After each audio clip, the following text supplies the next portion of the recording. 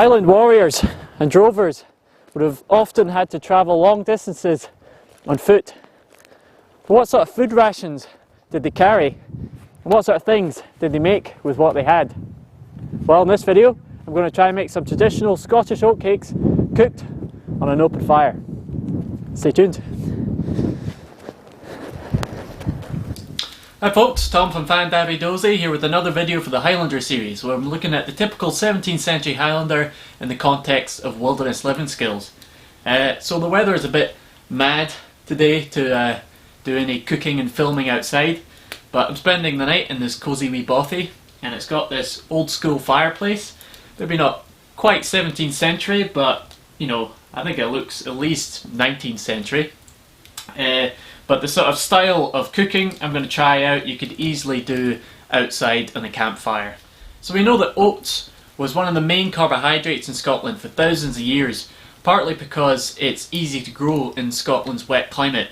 And the first record of oat cakes being made in Scotland was around 43 AD, so it's been going on a while. So any Highlander around the 17th century would always be carrying some oatmeal on them as their main food staple. You could quickly eat it by mixing it with some river water on the go.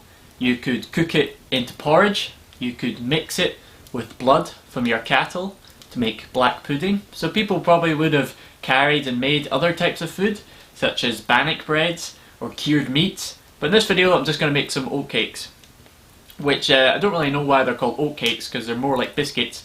So the ingredients are very simple, and they would have been carried by people travelling in the Highlands.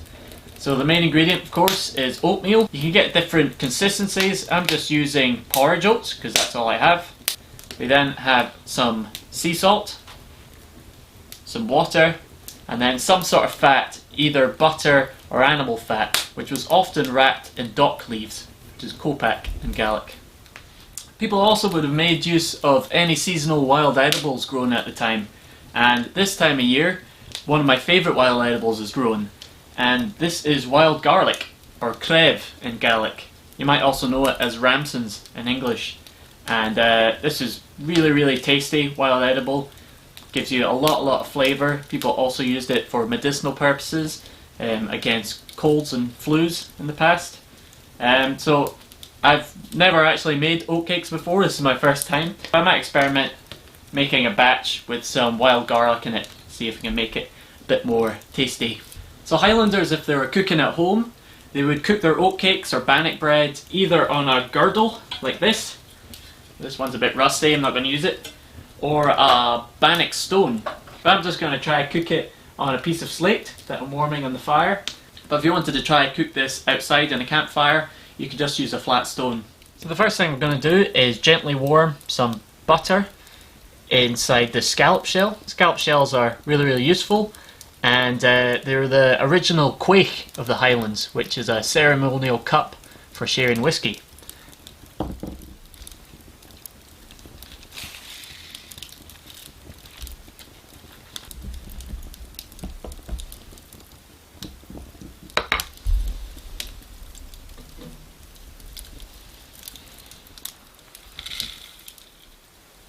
Just sort of want the oats to clump together a wee bit. Some water. And we get our butter that's melted nicely next to the fire. Chuck that in. And for a touch of sea salt, some flavouring.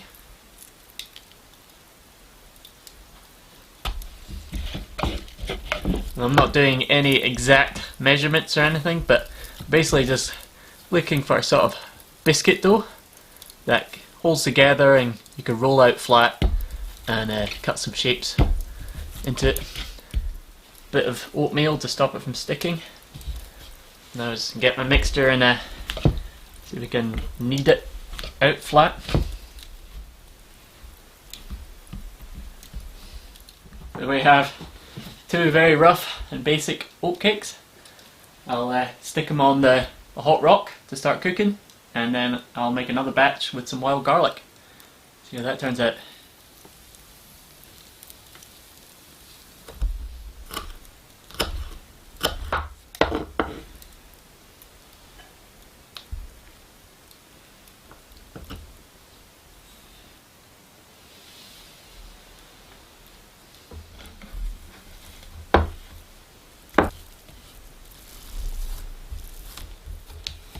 Oh, a bit crumbly.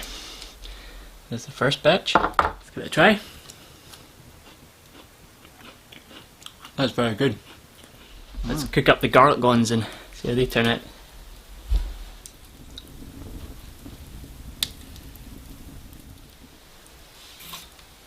First time I've ever cooked oatcakes in my life, never mind on a fire. They're maybe not going to win any prizes, but that was pretty tasty. Definitely better than just eating the oats by itself with some water. It's going to give you more energy because it has the fat in there. Wild garlic is a nice wee touch. Obviously you can only do that at certain times of the year, but at least adds some flavour to make it easier to eat and going to give you at least a few more vitamins and minerals. Obviously people could have made this on the move at their campfire they have at night, but I would have thought it would have been easier to make lots of these prior to your trip and then take them out as your rations, and then you're still carrying the raw materials such as the oat and butter with you. So if you wanted to make some more, you could do that. I guess the main thing, they're quite crumbly, so you would have to store them quite carefully, otherwise they'll just turn back to powder. So there you go, it was a fun wee experiment. I'll definitely be doing that again. If you enjoyed this video and you want to support the channel, then you can become a patron on my Patreon page. I'll put a link in the description below. Or if you want to make a one-off donation, then you can follow the PayPal link in the description below. Please subscribe, like and share this video. I'll be back with another video as soon as I can. Cheers folks.